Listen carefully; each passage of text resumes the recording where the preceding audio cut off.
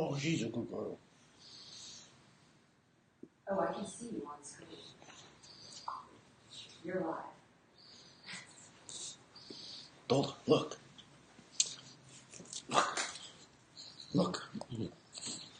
Okay, everybody. Today, Lola is going to do part 1 of the 5 leadership lies told today. Huh, Mama? She does not look that excited. No, she's a good girl. Okay, get down. Thank you. I'll give everybody kind of a couple minutes to get on here. I hope everybody's having a good day. I'd like to introduce my other sidekick here, Bacon. Say hi, Bacon. Bacon's all about the snacks.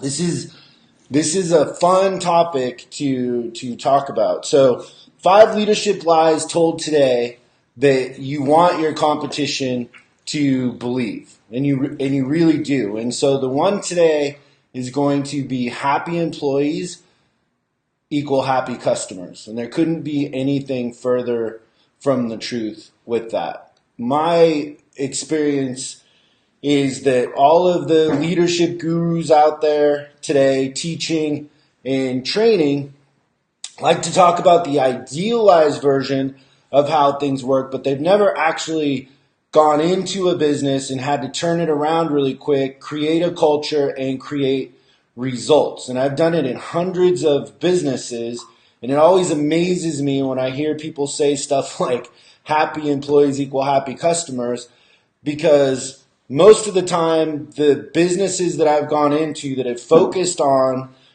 happy employees, they're not focusing on happy customers. And if you go into a business and you order, let's say you go into a coffee shop and you order coffee, I don't know if we really care hypothetically if the people serving us the coffee are happy. I mean, I think we in general want people to be happy. But for the most part, I think we just want coffee. For the most part, if you want to get insurance, you want insurance and you want good insurance. I don't know that we care that the people on the other end are happy. It's better if they're happy, but I want my coffee, I want the food. I ordered food through Uber Bites a month ago, and I ordered Thai food, and this is terrible. But it was 2 hours late, and we called, complained. They said it was on its way, and then when it got there, it had been in the car so long that it gave me food poisoning, and I literally had to go to the hospital. I don't care if the person driving the Uber Eats was happy. I wish he would have not given me the food, or the food would have got there, or I would have been smart enough not to eat it. But either way, so there's a big gap between what we're taught and what actually works in a store and what actually works in a business. And, I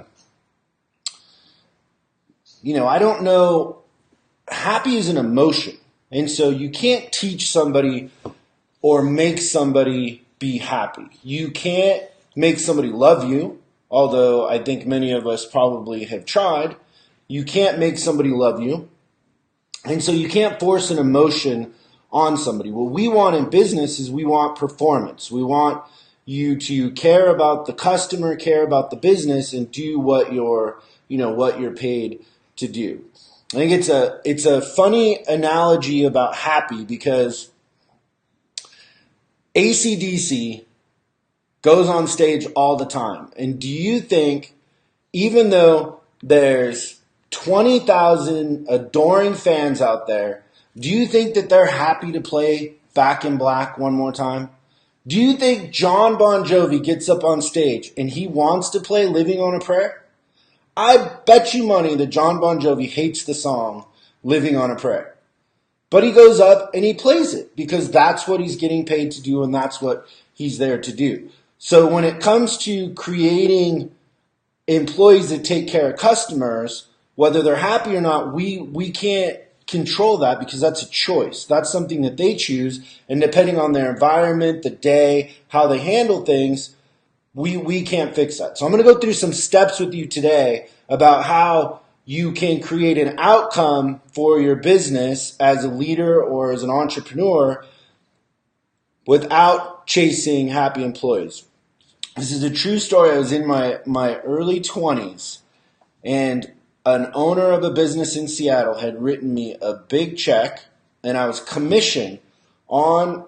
So, just in case you don't know, for most of my career, I was commissioned on going into businesses that were underperforming, and I would get a piece of the upside I created. I would get a sign-up fee up front to make sure that they were serious and that they were going to do what I asked them to do and that they were committed. But most of my income was made off of the commissions that I created. And the way that it would work is I would get a percentage of the upside over what they had done before. So there was a marker. And this gentleman had a lot of friends that I had worked for, and he called me, wrote me a big check. And month 5, I think, we were just starting to go. I'd had a couple good months, couple good checks from him. He was really happy with the results. We were getting momentum in the business. And he was an example of somebody who was chasing employee satisfaction and spent a lot of time creating benefit plans. The benefits in that business were better than anywhere else. He had time off and sick days better than anybody else. He really did treat his employees really well, and they were a miserable group of employees. And it's funny today, before I did this, I looked online and I looked at the businesses with the worst customer service, and then I looked at the Forbes 100 top 100 businesses, and a lot of the businesses that are the best places to work and have the worst customer service are on the same list, which is not good, right?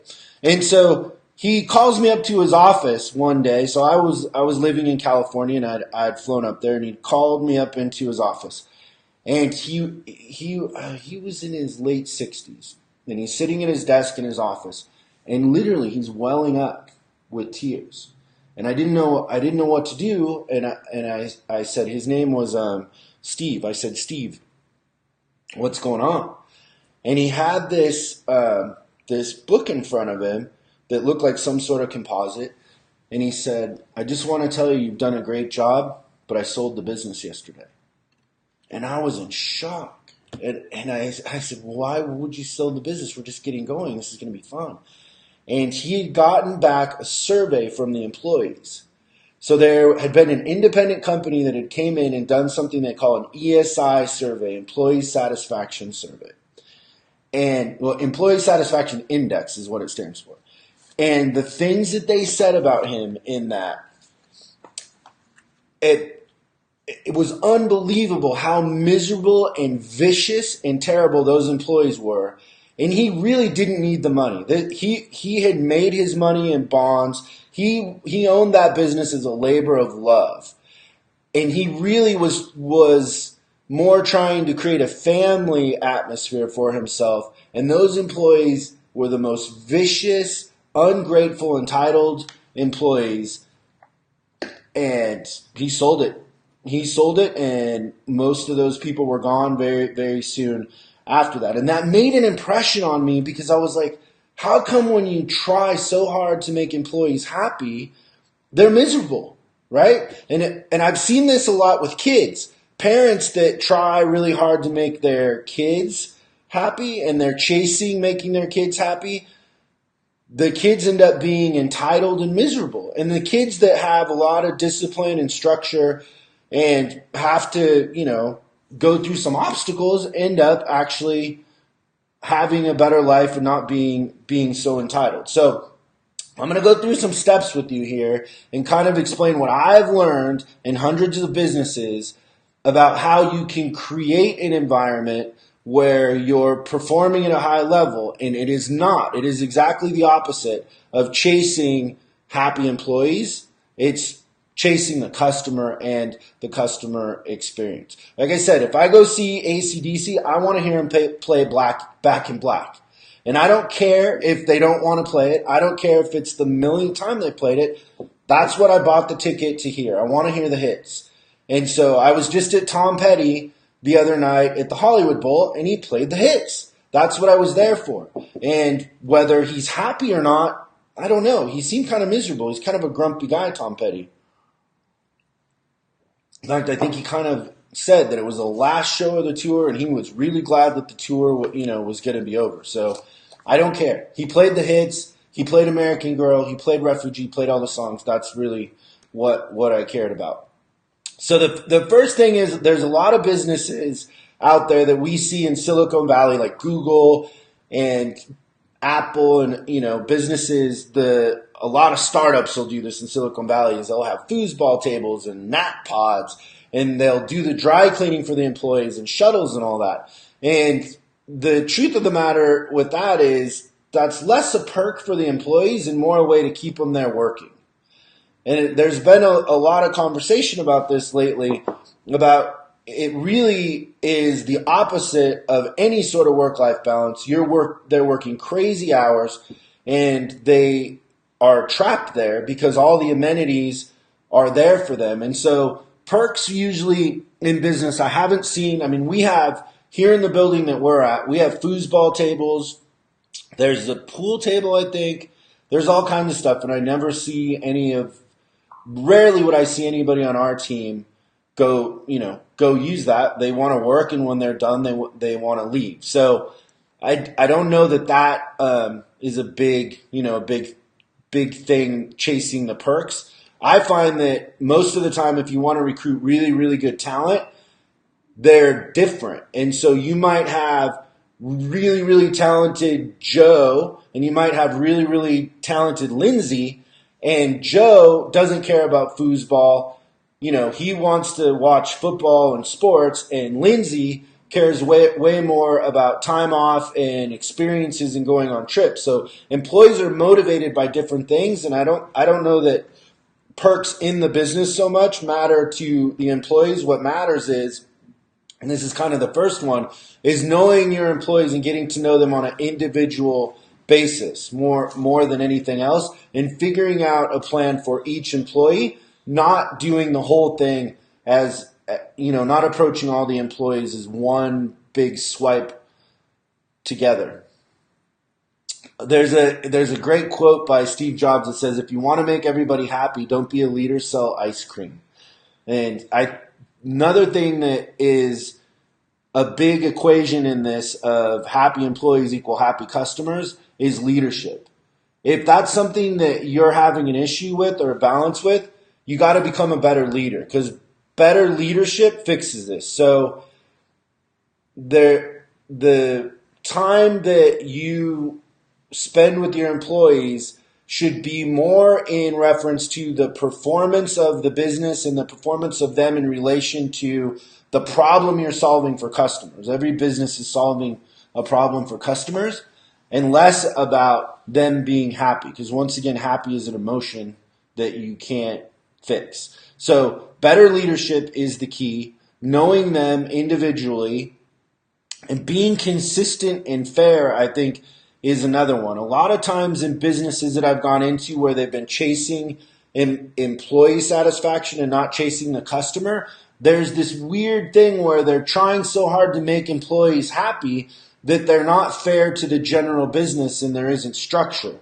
Which brings me to my next one, which is there has to be some sort of rules, and there has to be rules and a basic structure of what is good and what is bad. Because it's really hard to recruit top talent and have them hang around employees that get away with whatever they want, have no rules, are entitled, and aren't trying to perform. You're not, you see in the NFL a lot of players will go to the Patriots for less money because they want to win, right?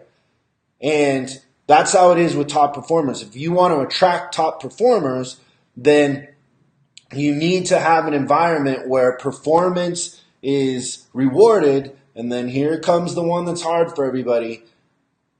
The bottom 20% needs to constantly go away. You have to have some sort of hierarchy where people are going away when they don't perform. And I know that's hard. People say, oh, Chris, you're terrible when you say that. But it's just how nature works. It's how business works. If you're not getting rid of the low performers in the bottom 20%, then you really don't have any sort of scoring system, and nobody knows if they win or lose. And so there has to be some sort of scoring in your business, where they know if they win or lose, and you're replacing the bottom, which by replacing the bottom, you're rewarding the top. Because the top wants better people to come in, and then actually what you'll see is the top starts to go up and your bottom starts to raise. So when you're replacing that 20%, it keeps climbing and climbing, and your performance of your whole business will keep getting better because the new people coming in are going to challenge the top. Most of the time, the people at the bottom have resolved themselves to stay at the bottom. So a key to having a thriving business and culture is there has to be a win-loss record, and there has to be people that are cut. In sports, people are cut, and in business, for high-performing businesses, the bottom is cut. And it doesn't mean they're bad people. It just means they belong working somewhere else or doing something else because it's not the fit for them. If they're in the spot and they can't perform and they can't bat 300, then it's not the spot for them. Another thing to kind of take into consideration is to have some sort of common goal that you're trying to achieve as a group or some sort of common enemy. And usually that's a good way to implement gamification and use gamification to create a goal. So you could do something as simple as saying, hey, this month if we hit this number, we're all going out to dinner and we're going to have fun. Or it can be on an individual basis where each person that's key to your business has individual goals and there's some sort of reward. Or it can be if we beat our enemy. Sorry about that. Somebody's trying to call me. And this Apple rings, which I don't know how to turn that off. Maybe somebody can help me figure out how to turn off the phone ringing on my computer. So some sort of law standards. And then the last one I have here, I think, is happy employees start at the hire when you hire them. So if you hire people and you screen better and you do a better job of recruiting winners into your business, then you don't have to worry about your employees being happy because they're focused on the result and focused on the customer, and they're naturally happy. And this really comes into play with customer service. And I'll give you a tool that we have used over the years that has been priceless for us, that I learned from my dear Sylvia that used to be HR for me, was group interviews. And it's unbelievable let's say you're hiring somebody in your business that's for support. And let's say it's a cashier, customer service, something like that. And you do a group interview and you get 12 to 14 people in a room and you go around and ask a couple questions while they're in a group environment. The happy employees that are going to perform, that care about people, if you ask the right questions, stick out. They stick out. So if you ask a question like, give me an example of a time when you had a difficult customer and what you did to exceed that customer's expectations. How about that? Give me an example of a time you had a difficult customer and you did something to exceed that customer's expectations, and go around 12 people in a room and see what the answers are, because the winners will stick out. And usually out of 12, one or two will be shining stars that you can't ignore. And then you can call them back for an individual interview. But the hire is where you keep the culture of your company intact, because if you let people in that aren't about performance, that are entitled and expect you to make their life better, you're going to be in trouble. You need to hire people in your business who have a chip on their shoulder, who want to prove themselves, want to do something great, want to be part of a winning team, and want to perform. And they get a satisfaction out of taking care of customers. They get a satisfaction out of solving customers' problems, taking a difficult challenge and making it into something. And there's all kinds of screening processes you can do, but the best one I've found to start with that will give you a very good example of this is to do group interviews, because they really will stick out to you when you do that. So let's kind of recap. The 5 leadership lies told today that you want your competition to believe. Happy employees equal happy customers. It's not true. And I think we kind of covered that. And so probably the most important part is if you want to make your business go and really thrive, you have to become a better leader first. You want to only let people into your company that share your values and share your enthusiasm, because happy is an emotion, and you can't make somebody love you and you can't make somebody happy. That's a battle you're never going to win. What you can do is exceed customers' expectations, break all the rules in your industry and all the benchmarks, and perform at a high level. You can have a lot of fun, but you can't keep turning around trying to make sure everybody's happy when you're going to war every day trying to do something amazing. There have to be rules and standards in your business. Murder is illegal for a reason. You have to draw a line on what is acceptable and what is not. I'll tell you, a lot of times in a company that I've gone into where their focus was making the employees happy and not the customer, people are showing up late. They're calling in sick on a Monday all the time. They leave early without telling anybody. They're taking shortcuts. They're not following the systems. There's no accountability in place. There has to be a system in place that has an ecosystem, rules, accountability, and it has to be very clear. And then the other one is then you have to hold people accountable and get rid of that bottom 20%. Have a win-loss record. People need to know if they're winning or losing every day, because you want the top performers to be surrounded by other employees that share that same enthusiasm for taking care of customers and really making a difference. So I hope that this was educational for you. I hope you learned something. The Bulldogs have all left, so obviously they weren't that interested in this, but the Bulldogs are very entitled, and I don't know. They're happy, but they're not really performers. They're more nappers, these Bulldogs.